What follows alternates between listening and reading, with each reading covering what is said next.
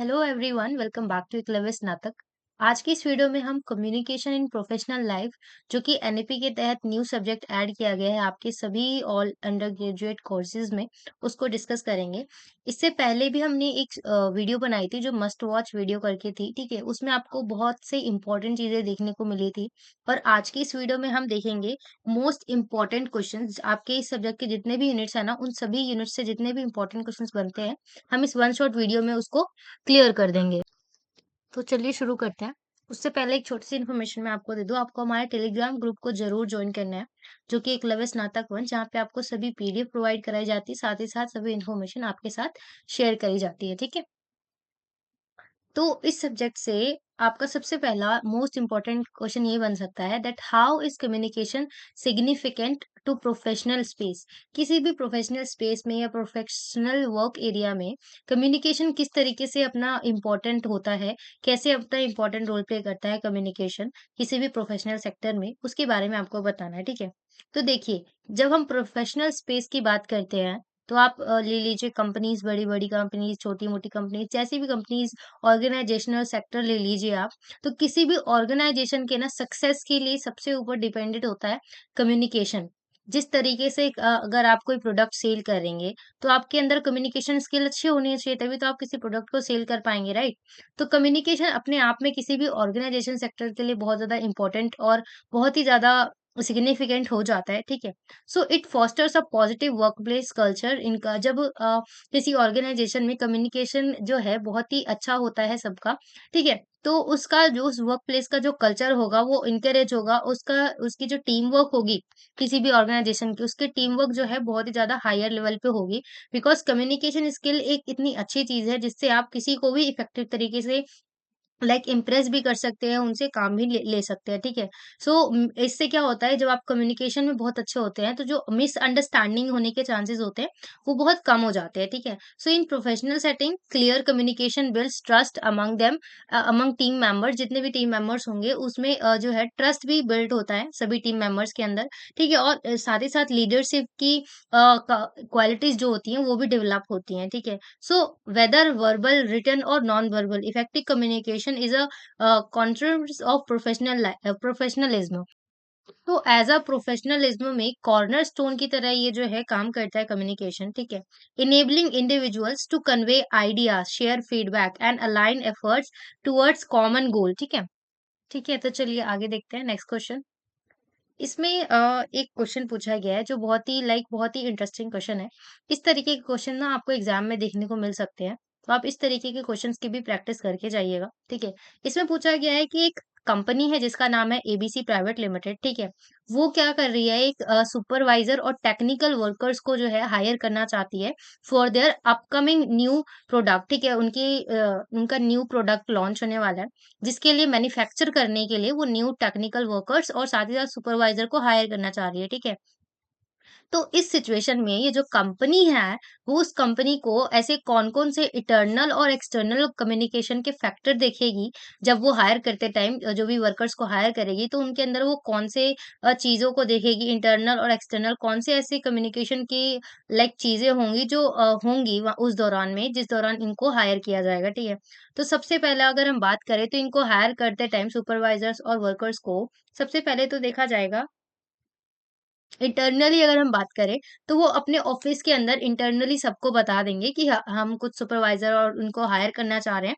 तो आप उनके लिए पूरा पैम्पलेट वगैरह तैयार कर दीजिए, सारी चीज़ें, ताकि हम अगर ऑनलाइन कर रहे हैं, तो हम ऑनलाइन जो है सोशल सोशल प्लेटफ़ॉर्म पे शेयर कर पाएँ चीज़ें, ठीक है? पोस्ट वगैरह बनवा दें, ठीक है? तो ये सारी चीज़ें बन जाएँगी, पैम्पलेट, पोस्ट वगैरह, बैनर्स वगैरह एंड ऑल, ठीक है? इंटरनली तो फिर एक्सटर्नली क्या होगा, जब इंटरव्यूज़ वगैरह होगा, तो उस टाइम इन क्लाइंट्स मतलब जो भी लोग आएँगे इंटरव्यू के लिए, उनके अंदर कम्युनिकेशन स्किल को देखा जाएगा कि उनके अंदर कितना अच्छा कम्युनिकेशन स्किल है।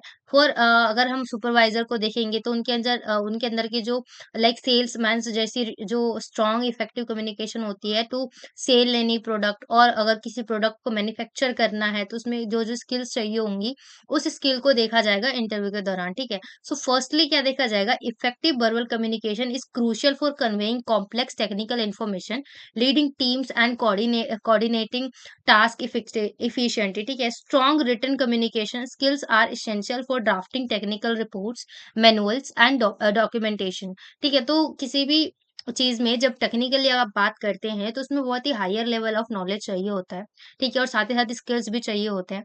तो ठीक है, ये सारी चीजें हैं जो जो देखी जाएंगी इंटरव्यू के दौरान, फर्स्टली, ठीक है। और फिर उसके बाद क्या होगा कि जो भी कैंडिडेट होगा जो इंटरव्यू देने आया होगा, should demonstrate the ability to communicate clearly with diverse stakeholders, including team members, management and potential client. जो भी क्लाइंट्स होंगे उन और साथ साथ जो स्टेक होल्डर्स होंगे उनसे कम्युनिकेट कर पाना, अपने प्रोडक्ट के बारे में बताना, ठीक है, ये सारी चीजें। और उनके अंदर एक्टिव लिसनिंग वाली स्किल भी होनी चाहिए ताकि वो दूसरों को अच्छे से सुन पाए, तभी तो वो किसी कंक्लूजन पे निकलेंगे, ठीक है, और किसी प्रॉब्लम को अच्छे से सॉल्व कर पाएँगे, ठीक है।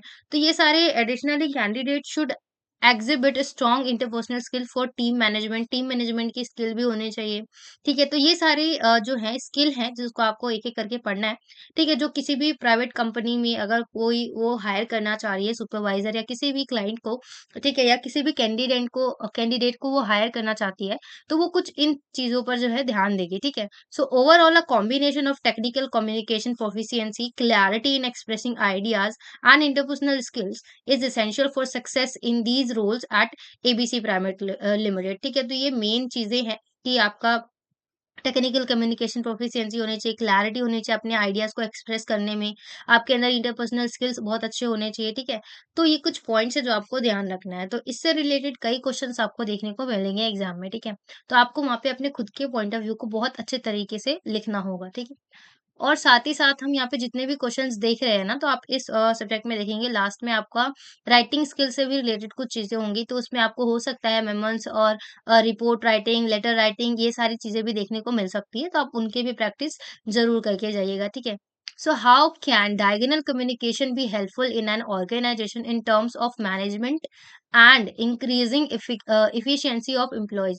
एम्प्लॉयज की इफिशियंसी बढ़ाने के लिए, मैनेजमेंट को अच्छे से ऑर्गेनाइज करने के लिए डायगोनल कम्युनिकेशन किस तरीके से हेल्प कर सकती है, हमें ये बताना, ठीक है। तो हम देखें अगर, तो डायगोनल कम्युनिकेशन जो होता है उसमें इन्वॉल्व होता है interaction between different different hierarchical levels and department. Different different levels होते हैं और डिपार्टमेंट्स के, ठीक है, जिनका क्या होता है, इंटरैक्शन होता है, ठीक है। Enhances time management and efficiency in an organization, जिससे क्या होता है किसी भी ऑर्गेनाइजेशन की इफिशियंसी बढ़ती है, ठीक है। And it fosters quicker decision making as information follows more directly, reducing the needs for hierarchical approval, ठीक है। So this form of communication ensures that employees receives information promptly, minimizing delays, जिससे क्या हो कि कोई इन्फॉर्मेशन अगर share करनी है तो वो बहुत जल्दी शेयर हो सके, उसमें कोई डिले ना हो, ठीक है। और किसी इन्फॉर्मेशन को रिसीव करना है तो उसमें भी किसी तरीके की टेक्निकल इशू ना हो, ये सारी चीजें, ठीक है। तो क्योंकि डायगोनल कम्युनिकेशन में क्या होगा, बहुत सारे डिपार्टमेंट के अलग-अलग हायरार्किकल लेवल्स होंगे जो एक-दूसरे से कनेक्टेड होंगे, ठीक है? तो उस दौरान क्या है, किसी भी तरीके का अगर इश्यू आता है, डिले होता है, तो वो जो है एक नेगेटिव पॉइंट की तरह काम करेगा, ठीक है? So it encourages a collaboration culture allowing for a swift change of ideas and solution across departments, ठीक है? So by bridging hierarchical gaps, diagonal communication promotes a more aligning and responsive work. इससे क्या होगा कि अगर जब diagonal communication का use किया जाएगा, तो जो डिले होने की संभावना होगी वो नहीं होगा, ठीक है? और रिस्पॉन्सेज़ जो होंगे वर्क एनवायरनमेंट में बहुत जल्दी मिलेंगे, ठीक है? किसी भी तरीके का डिले देखने को नहीं मिलेगा। Ultimately contributing to improve time management and increase efficiency among employee. जो एम्प्लॉइज़ हैं उनके अंदर भी एफिशिएंसी आएगी, ठीक है? तो कुछ इस तरीके से आपको इस क्वेश्चन के आंसर को लिखना था, ठीक है? नेक्स्ट क्वेश्चन में पूछा गया आपसे, compare and contrast audio book listening, ये बहुत ही इंपॉर्टेंट क्वेश्चन है। Audio book listening with traditional reading. आजकल आप देख रहे होंगे ऑडियो बुक लिसनिंग जो है बहुत ज्यादा फेमस हो रहा है, बहुत लोगों को ये चीज जो है पसंद आ रही है। तो आपको यही बताना है यहाँ पे कि इसके एडवांटेजेस और डिसएडवांटेज बताने हैं दोनों के, ठीक है, ट्रेडिशनल रीडिंग के और ऑडियो बुक लिसनिंग के, ठीक है। And discuss the different types of content that may be better suited for audio books versus traditional reading. तो कुछ और एडवांटेज और डिसएडवांटेज बताने हैं आपको, साथ ही साथ ये भी बताना है कि कुछ ऐसे कंटेंट आपको बताने हैं कि जो केवल सिर्फ ऑडियो बुक सुनते टाइम ही मजा आता है या केवल ट्रेडिशनल रीडिंग करते टाइम ही अच्छा लगता है।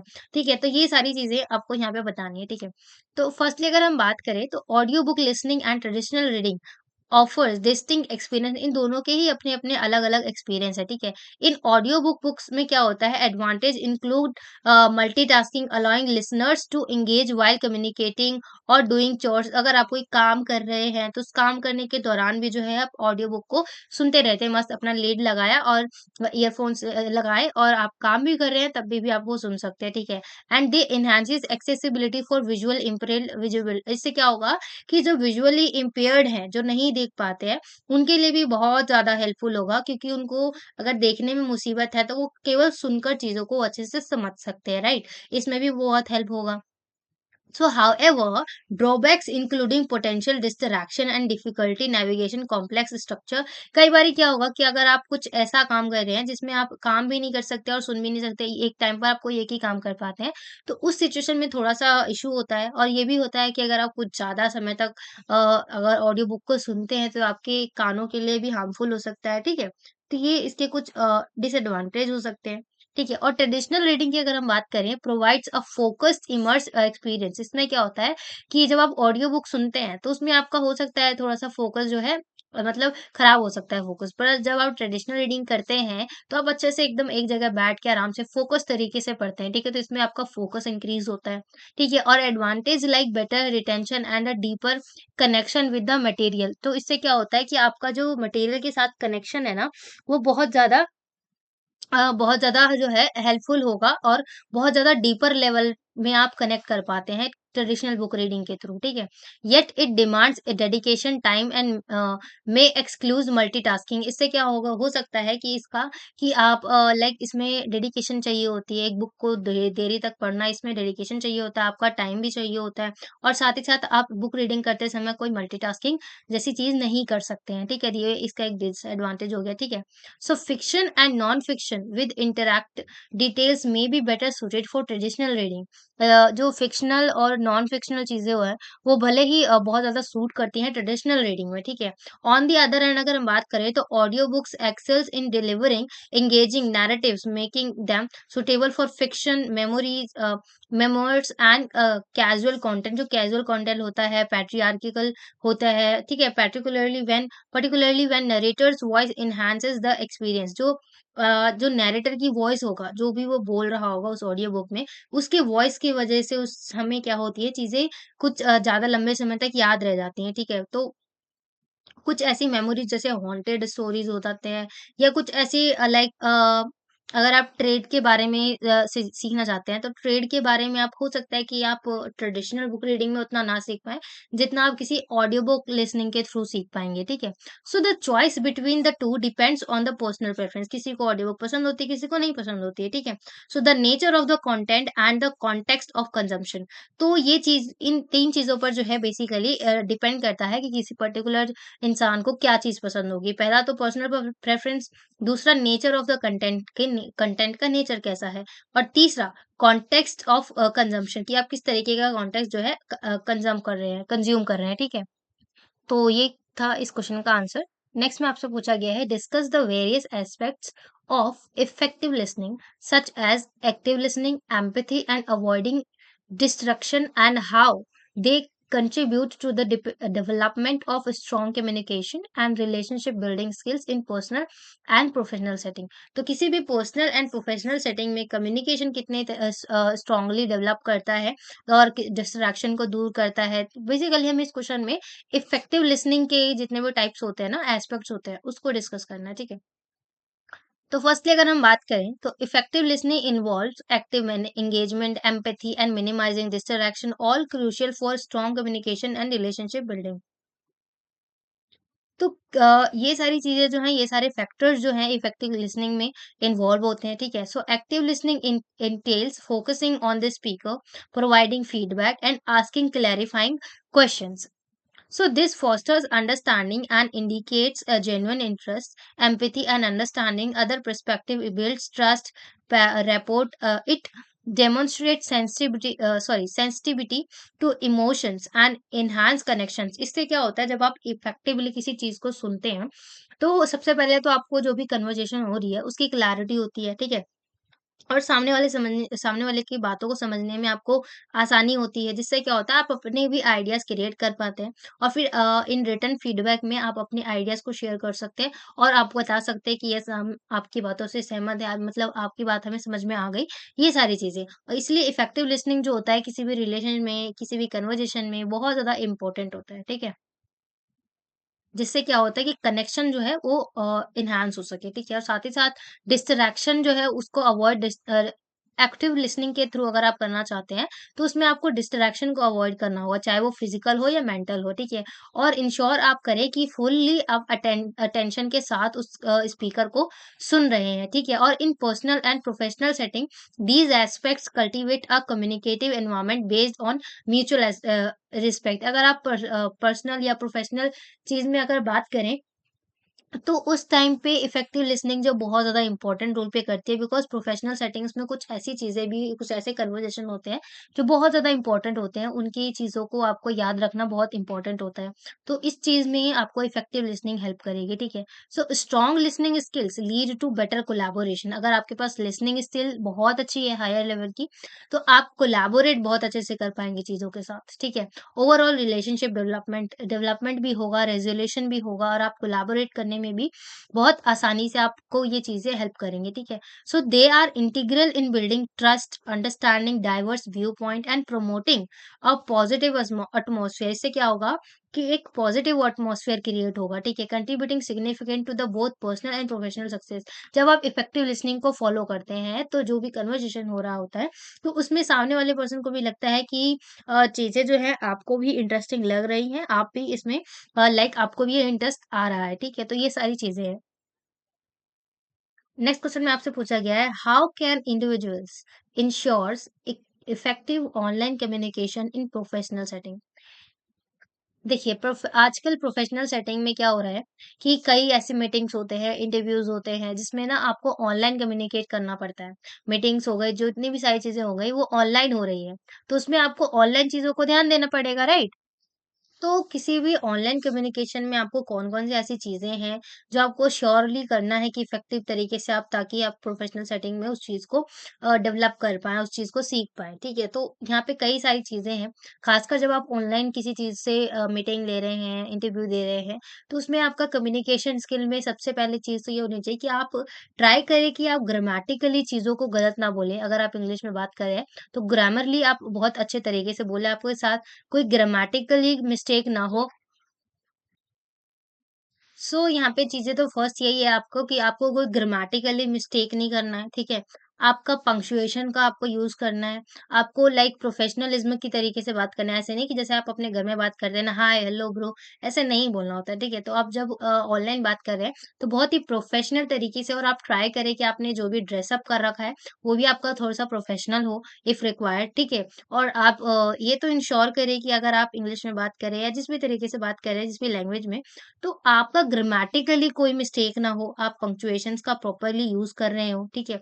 और अवॉइड करें कि आपके लाइक एनवायरनमेंट से कोई नॉइज़ ना आए, ठीक है? किसी भी तरीके का। सो बीइंग माइंडफुल और cultural difference and diverse perspective, कई बार ये हो सकता है कि आप जिस कल्चर और डाइवर्स पर्सपेक्टिव से आते हैं, जिस भी कल्चर से आ रहे हैं, उस वैसा ही पर्सन आपको सामने ऑनलाइन नहीं मिले, उसका कल्चर बिल्कुल अलग हो। तो उस चीज़ को समझने के लिए भी आपको जो चीज़ें हैं बहुत इफेक्टिव तरीके से, यहाँ पे इफेक्टिव लिसनिंग बहुत ज़्यादा काम आएगी आपको, ठीक है?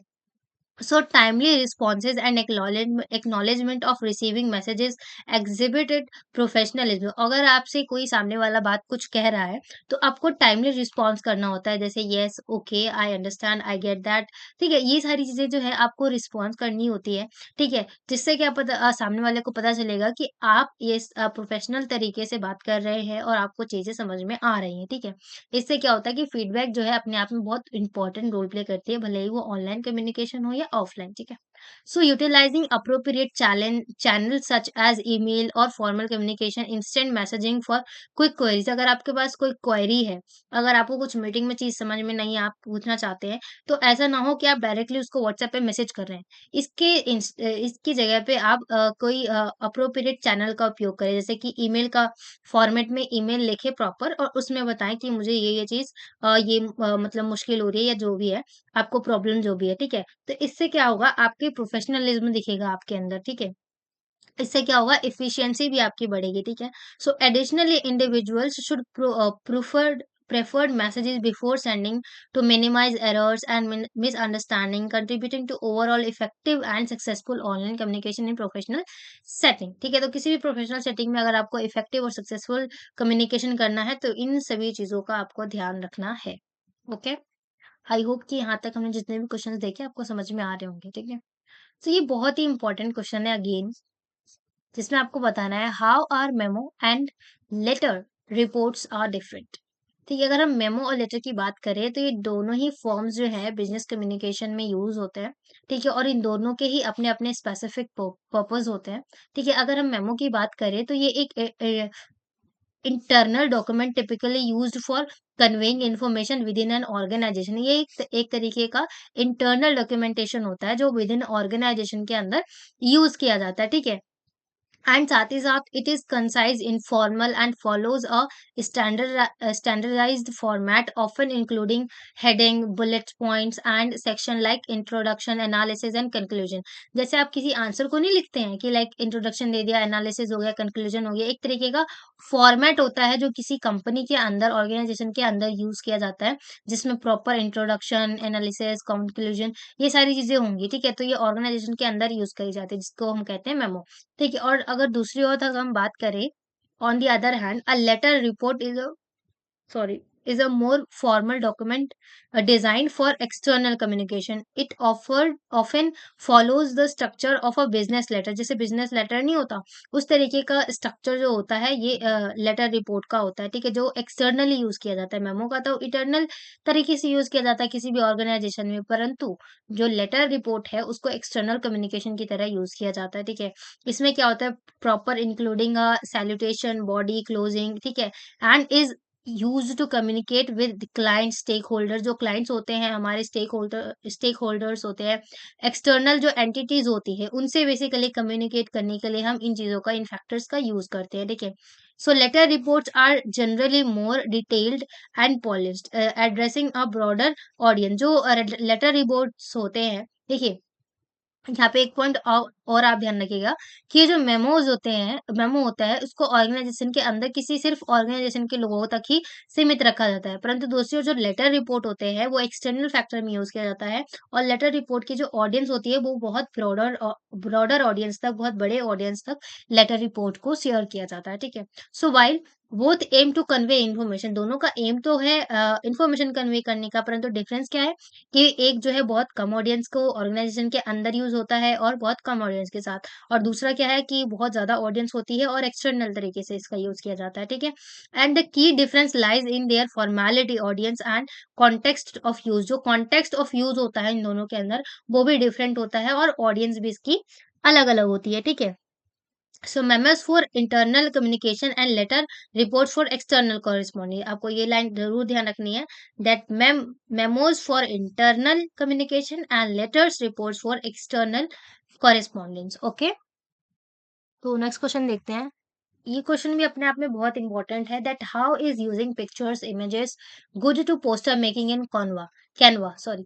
तो कैनवा में जब हम पिक्चर्स का, इमेजेस का यूज करते हैं तो ये कैसे अच्छे हैं पोस्टर बनाने के लिए, या बहुत अच्छे कैसे हैं, उसको आपको बताना है। तो utilising pictures and images in poster making on Canva enhances visual appeal and communication. जिससे क्या होगा, जब आप इमेजेस पिक्चर्स का यूज करेंगे कैनवा में, जब आप पोस्टर बना रहे हैं उस दौरान, तो इससे क्या होगा, कम्युनिकेशन इफेक्टिव होगा।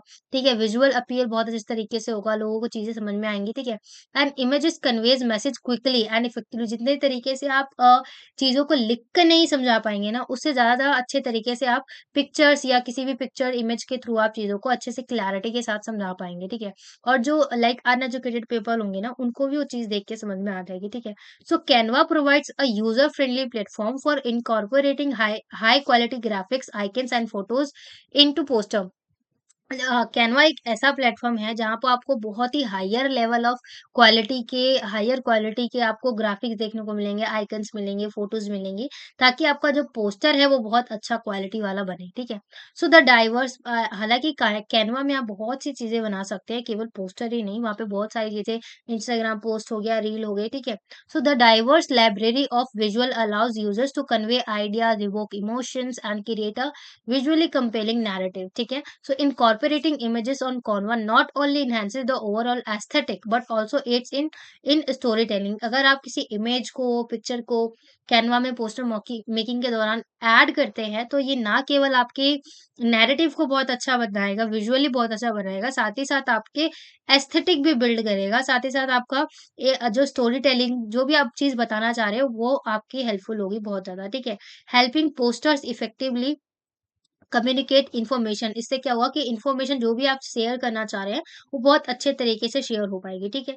प्रमोट्स इवेंट्स और conveys message with the great impact and responses, जिससे क्या हुआ कि आपको बहुत ग्रेट रिस्पॉन्सेज और मैसेजेस भी देखने को मिलेंगे, साथ ही साथ आपको फीडबैक भी बहुत अच्छा देखने को मिलेगा, ठीक है?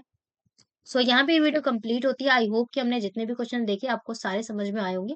और इससे पहले जो हमने एक और वीडियो ऑलरेडी डाली हुई है कम्युनिकेशन इन प्रोफेशनल लाइफ की, तो उसको आपको ज़रूर देखना है। वहाँ से आपको बहुत सारी चीज़ें सीखने को मिलेंगी। ठीक है? तो चलिए इसी आई होप कि आपको ये वीडियो पसंद आई होगी। तो do like, share and subscribe and thanks for watching.